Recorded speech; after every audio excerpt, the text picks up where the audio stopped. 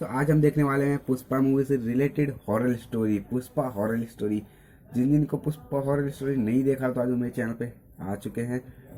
मेरे चैनल पे आपको पुष्पा हॉरर स्टोरी मिल जाएगी और यहाँ से अभी जो मैं पुष्पा हॉरर स्टोरी दिखाने वाला हूँ उसे आप देखने के बाद कहेंगे कि मैंने क्या वीडियो ढूंढ के निकाली है।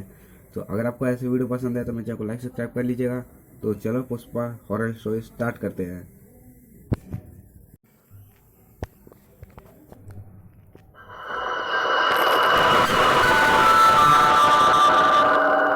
हॉरर वीडियो भाई बहुत। ये चैनल केवल मनोरंजन के लिए है। हम किसी भी तरह की अंधश्रद्धा को बढ़ावा नहीं देते। शेषाचलम का जंगल लाल चंदन की लकड़ी के लिए मशहूर अब केवल अपनी खूबसूरती के लिए नहीं जाना जाता था। इस जंगल की घनी हरियाली के पीछे खून और साजिश की एक भयावह कहानी छुपी थी। 2015 में इसी जंगल में 20 लोगों को पुलिस ने मौत के घाट उतार दिया था।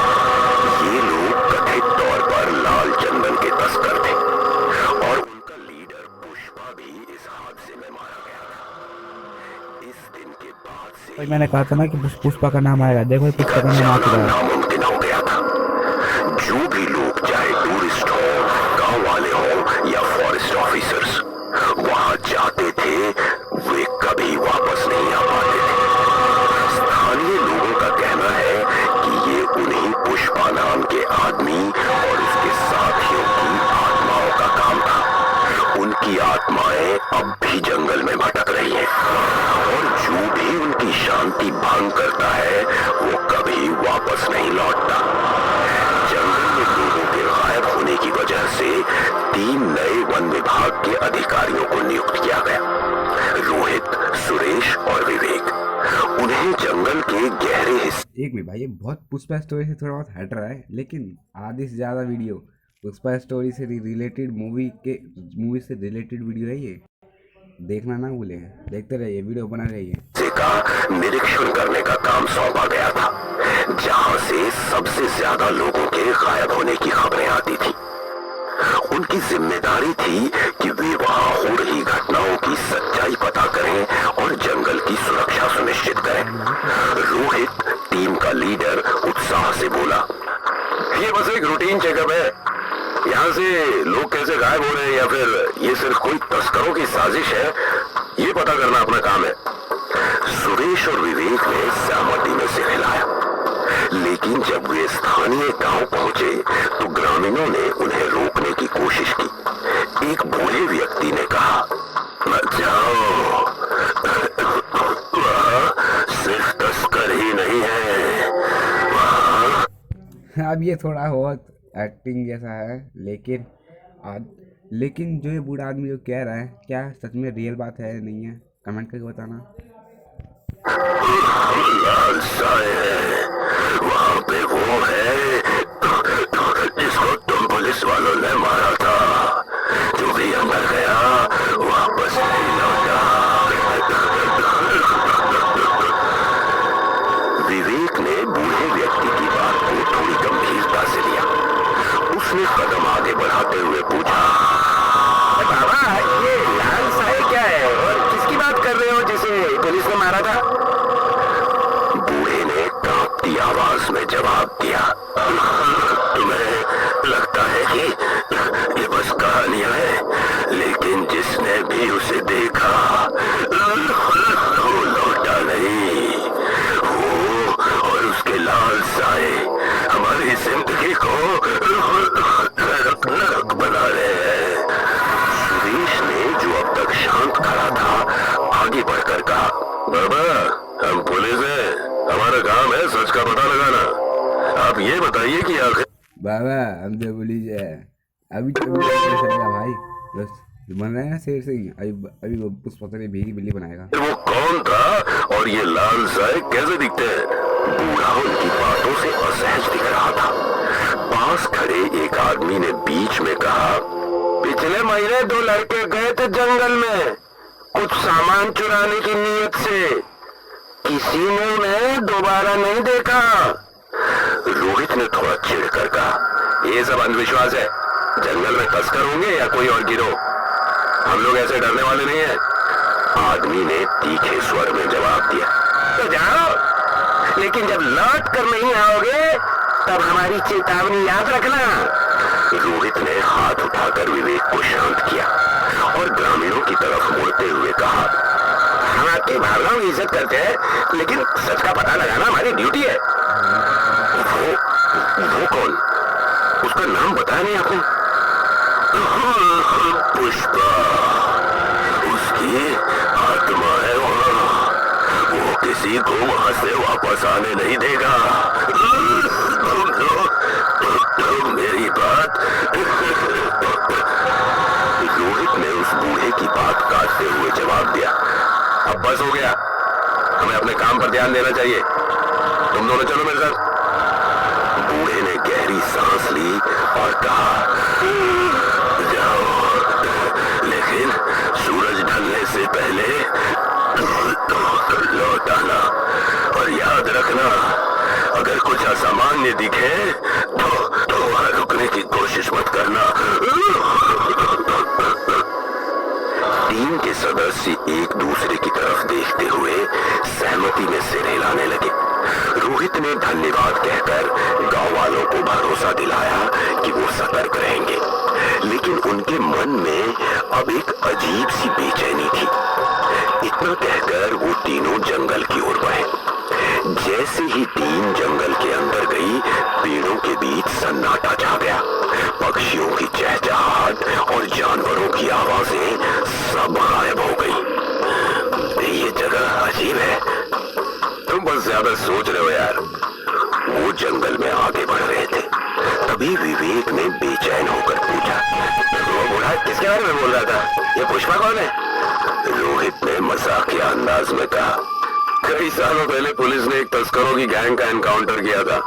उनका लीडर पुष्पा था। मतलब वो बूढ़ा सही कह रहा था? उस पुष्पा की आत्मा कहाँ है? कम ऑन सुरेश, तुम सच में उस बूढ़े की बात में आ गए।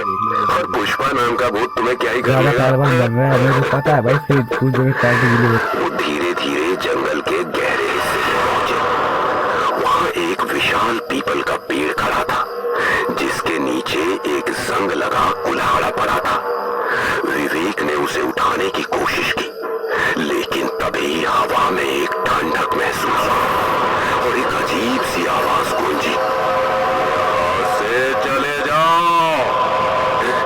यहाँ कुछ सही नहीं है। ये कैसी आवाज है? हमें यहाँ से वापस जाना चाहिए। मुझे भी ऐसा लग रहा है।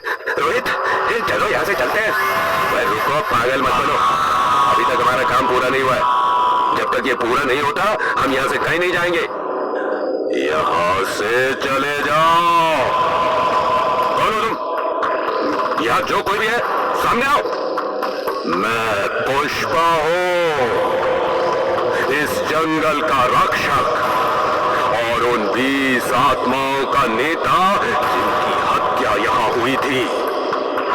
तभी पेड़ों के बीच से लाल चमकते साए निकलने लगे। वे हवा में तैरते हुए उनकी ओर बढ़ रहे थे। उनकी आंखें अंगारों जैसी चल रही थी। साए धीरे धीरे टीम के चारों ओर घेरा बनाने लगे। उनके मंत्रों की आवाज जंगल में गूंजने लगी। तभी उनमें से एक साया इंसानी आकृति लेने लगा। उसके चेहरे पर दर्द और गुस्सा साफ झलक रहा था। वो धीरे धीरे पीपल के पेड़ के नीचे आकर खड़ा हुआ। उसकी आंखें सीधे रोहित पर टिकी थी। वो एक शक्तिशाली डरावनी आवाज में बोला, पुष्पा नाम सुन के फ्लावर समझे क्या? फायर है मैं। यहाँ सिर्फ मेरा हुक्म चलता है। तुम्हारी इतनी हिम्मत कि तुमने यहाँ आने की जुर्रत की। रोहित, जो अब तक आत्मविश्वास से भरा हुआ था, उसकी बंदूक ताने हुए हाथ डर से कांपने लगे। हम यहाँ तस्करी रोकने आए हैं। ये आत्मा थोड़ी ना मरेगी भाई, ये लोग एक होगा कैसे?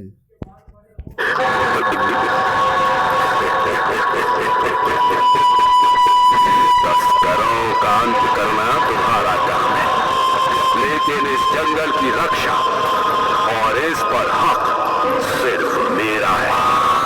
इस जंगल ने खून पिया है, पेड़ों ने वो चीखें सुनी है जो तुम इंसान भूल गए। ये जंगल अब भी न्याय मांगता है। जो भी इसे भंग करता है वो इसकी सजा भुगतता है। तभी चारों ओर का वातावरण बदलने लगा। टीम ने खुद को एक पुराने दृश्य में पाया। 20 लोग लाल चंदन के तस्कर जंगल में भागते हुए दिख रहे थे। उनके हाथों में कुल्हाड़ियां और हंसिए थे। पुलिस की गोलियों की आवाज गूंजी। वे एक एक करके गिरने लगे। कुछ ने दया की भीख मांगी, लेकिन उन्हें भी गोली मार दी गई। भाई ये जिस तरह से गोली चल रहा है ना, ऐसा नहीं लगता कि ये लोग वहाँ पे पुष्पा ने पुरानी स्टोरी दिखा रहे हैं कि ऐसे हमारे आदमियों को मार। ये तो नरसंहार था। दृश्य गायब होते ही पुष्पा की आवाज फिर गूंजी। उनकी आत्माएं अभी भी इस जंगल में भटक रही हैं और तुमने उन्हें जगा दिया है। अब तुम्हें सजा मिलेगी। रोहित ने अपनी बंदूक नीचे कर दी, लेकिन उसकी आंखें अब भी चारों ओर घूम रही थी। वातावरण इतना भारी हो गया था कि सांस लेना मुश्किल लग रहा था। उसने कांपते हुए कहा, पुष्पा, ये तुम्हारा जंगल है, तुम्हारी आत्माएं हैं, लेकिन हमने कुछ गलत नहीं किया। हम बस अपनी ड्यूटी कर रहे थे। ड्यूटी? इंसान अपनी हर हिंसा। भाई एक इम्पोर्टेंट बात, जिस जगह पे वीडियो अपलोड हुई है वहाँ पे उसका यहाँ पे उसका नाम शो हो रहा है। प्लीज़ जाके इस चैनल को सब्सक्राइब कर लीजिएगा और मेरे चैनल को भी सब्सक्राइब कर लीजिएगा। नीचे सब्सक्राइब का बटन है, वहाँ कर लीजिए। मुझे पता चल जाएगा कि लोगों ने सब्सक्राइब किया है। वो ड्यूटी का नाम देता है, लेकिन क्या तुमने कभी सोचा कि उन तस्करों में भी किसी के पिता, किसी के भाई, किसी के बेटे थे? क्या उन्हें अपनी बात रखने का हक नहीं था? सुरेश, जो अब तक चुप था, हिम्मत जुटाकर बोला, पुष्पा, जो हुआ वो गलत था, लेकिन वो हमारा फैसला नहीं था। हम उस घटना का हिस्सा नहीं थे। हमें तो इसके बारे में अभी पता चला है। पुष्पा की आवाज गंभीर हो गई। हो सकता है तुम उस नरसंहार का हिस्सा न रहे, लेकिन ये जंगल खून का कर्ज भूलता नहीं है। जो इसके नियम तोड़ता है, वो चाहे तस्कर हो या कानून के रक्षक, उसे इसकी सजा भुगतनी होगी। तभी हवा में कुछ गुस्साहट सुनाई दी। चारों तरफ लाल साए घूमने लगे। विवेक ने घबराकर रोहित का हाथ पकड़ लिया। रोहित, हमें यहाँ से भागना चाहिए, ये जगह हमें जिंदा नहीं छोड़ेगी। इतना कहते ही लाल साए रोहित, सुरेश और विवेक की ओर बढ़ने लगे। रोहित ने घबराकर अपनी बंदूक उठाई और पुष्पा पर गोली चलाना चाहा, लेकिन तभी विवेक ने उसका हाथ रोक दिया। नहीं रोहित, गोली से ये साए नहीं रुकने वाले। इस दुनिया में तेरे हाथ में पिस्तौल और मेरे हाथ में कुल्हाड़ी।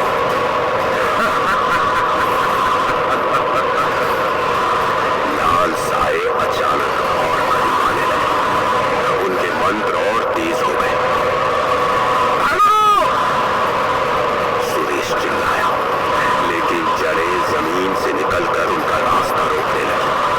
टीम ने बिना समय गंवाए जंगल से भागने की कोशिश की, लेकिन पीछे से पुष्पा की आवाज गूंजी। यहाँ से जाने की कोशिश कर रहे हो? भागो और तेज भागो। अगली बार यहाँ कदम रखने की गलती कभी नहीं करोगे। ये जंगल तुम्हें नहीं भूलेगा। अगले दिन उस जंगल के बाहर उन तीनों अधिकारियों की लाशें बरामद हुई। ऐसा कहा जाता है कि आज भी उस जंगल की रक्षा पुष्पा कर रहा है। मैं झुकेगा नहीं साला।